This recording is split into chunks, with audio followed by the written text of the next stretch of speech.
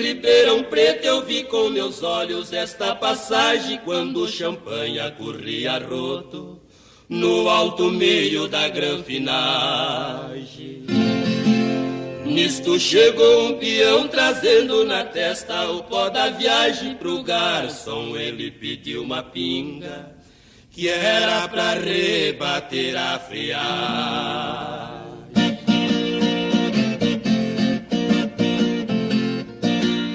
Levantou uma almofadinha e falou pro dono: eu tenho uma fé, quando um caboclo que não se enxerga num lugar deste vem pôr os pés. Senhor, que eu proprio